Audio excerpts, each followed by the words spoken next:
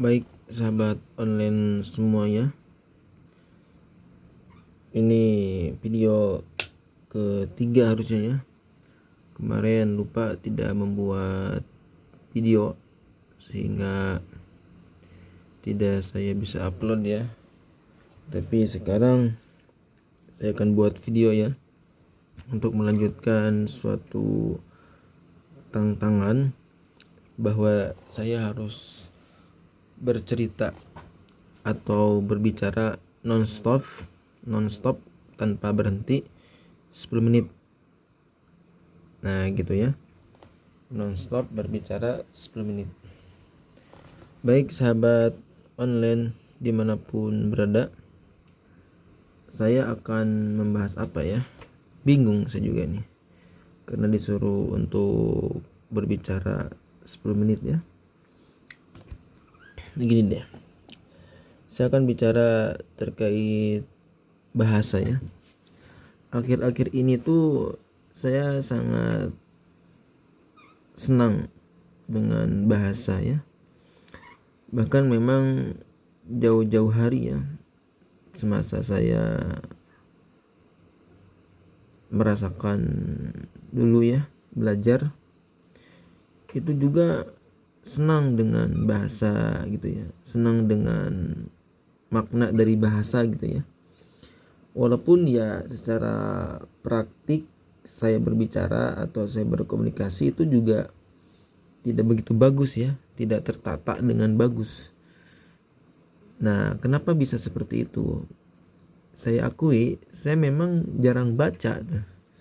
Saya tuh memang jarang baca dari SD, SMP, SMA, bahkan di perkuliahan pun saya jarang baca. Sehingga terkait saya meluangkan atau memanifestasikan atau mengejawantahkan apa maksud atau pikiran saya secara keluar lewat bahasa, itu juga nggak bagus. Jadi tidak bagus secara struktur pola urutan berpikirnya. Nah gitu. Nah, kenapa bisa seperti itu? Saya alami karena memang saya jarang baca dari dulu ya. Sehingga sekarang berpengaruh ketika mulai berbicara tuh tidak tahu bagaimana pola struktur kalimatnya gitu ya. Sehingga ini yang saya ucapkan tuh ya seadanya di dalam pikiran saya, yang tidak ada banyak tidak banyak pembendaharaan kata-kata ya. Tapi ya saya coba perbaiki, saya coba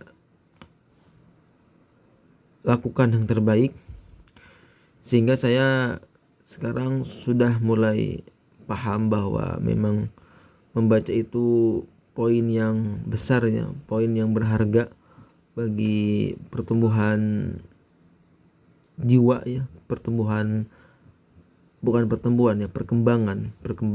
dari sisi kematangan mental, kepribadian, personality itu mempengaruhi dari sisi membaca. Semakin banyak kita membaca, semakin bagus nanti kita dalam mengungkapkan atau mengargumentasikannya. Nah, gitu ya. Nah, dan di video ini pun nanti saya akan cek ulang-ulang gitu. Ini apakah ada kata-kata yang sering saya ulangi, kemudian apakah ada kata-kata yang dirasa ambigu gitu ya, tidak dipahami. Nah, terkait tadi bahasa ya, memang bahasa atau cara kita membunyikan huruf itu kan harus harus santai gitu ya, harus jelas gitu ya, jelas secara artikulasinya jelas dan ritmenya tidak kecepatan dan tidak kelambatan gitu ya. Nah dari bahasa itu tuh memang kita belajar bahwa bahasa itu adalah salah satu alat yang kita gunakan untuk mengeluarkan pikiran kita, kemudian juga mengeluarkan apa yang kita inginkan, apa yang kita harapkan gitu ya. Terus pertanyaannya bagaimana? Apakah harus dengan bahasa? Ya sekian banyak persen harus dengan bahasa. Mungkin ada juga lewat tangan ya, dengan ekspresi wajah, dengan anggukan tangan, terus mimik wajah. Ya, tapi itu bahasanya bukan bahasa yang lebih luas, dia hanya bahasa tambahan aja ya, bahasa pelengkap aja. Tapi bahasa yang artinya adalah yang basicnya adalah itu, kita mampu berbahasa lewat bunyi-bunyi, lewat huruf-huruf. Karena kita sekarang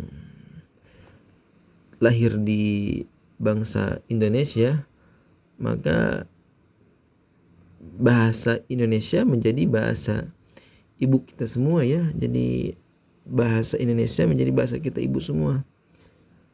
Jadi yang lahir di Indonesia secara bahasa nasional itu akan tahu bagaimana tata cara belajar bahasa Indonesia. Nah, kalau saya coba refleksikan ke belakang, orang-orang yang punya bagus keterampilan berbicara, bagus urutan-urutan, pola-pola strukturnya dalam berbicara, kemudian juga dengan jelas, dengan secara teknisnya jelas, itu bagus, dan itu akan meningkatkan dari sisi wibawa gitu ya. Nah gitu, kadang karena kita tuh nggak tahu ya, kadang kita tuh seakan-akan gimana gitu ya, tapi kalau kita punya keterampilan bahasa, kita bagus berbahasanya, mungkin dari pilihan diksi-diksinya, karena bahasa itu memang benar-benar kita harus kuasai. Apalagi kita pengen lama di tempat itu gitu ya. Misal kita punya ketertarikan dengan ilmu teknologi, ilmu knowledge gitu ya, ilmu pengetahuan umum, dan kita ingin lanjut ngajar jadi dosen, profesi dosen, itu mau nggak mau dan suka tidak suka harus bisa bahasa Inggrisnya. Kenapa harus bisa bahasa Inggris? Karena kebanyakan paper, artikel, jurnal, informasi luar negeri itu berbahasa Inggris. Kalau ada jurnal atau paper yang bagus dalam bahasa Indonesia, itu dia baca dari sumber-sumber Inggris. Nah gitu. Jadi memang sumber-sumber literatur dunia tuh reputation international tuh English. Nah gitu ya. Jadi karena mau nggak mau kita harus belajar bahasa Inggris. Nah tapi sekarang bahasa Inggris itu sudah jadi komoditi, sudah jadi bisnis jualan gitu. Bahkan banyak yang menawarkan bisnis private online itu harganya sangat butuh menabung lebih banyak. Nah gitu ya. Tapi kita tuh gak boleh kikir dalam memberikan uang pada ilmu ya. Itu kita yakini bahwa ketika kita memberikan uang kepada ahli ilmu yang ngajari kita, sudah ikhlaskan saja, dan kita berkhidmat, semoga dengan uang ini ya, dengan sedikit ini bisa dimanfaatkan oleh keluarganya. Nah gitu, karena kita sudah patuhi akui bersama bahwa jadi guru itu kecil gajinya, sehingga ada orang yang mulai sudah terujikan dengan ganti profesi, ganti pekerjaan, yang dimana itu pekerjaan tersebut tuh akan menjauhkan dari ilmu. Nah kalau kita profesi kita guru atau profesi kita dosen itu mendekatkan pada ilmu, karena mau gak mau kita akan terus baca kan, apalagi kita akan punya murid ya, punya ngajar. Nah itu pasti akan kita baca, dipaksa untuk beli bukunya, walaupun gak punya pasti akan dibaca, pengen punya. Jangan sampai murid lebih tahu dari gurunya, sehingga memang kita harus lebih giat dalam memposisikan saya sebagai dosen. Nah gitu ya. Dan status sosial guru itu ya sudah lumayan, dari tahun-tahun kemarin sudah bagus.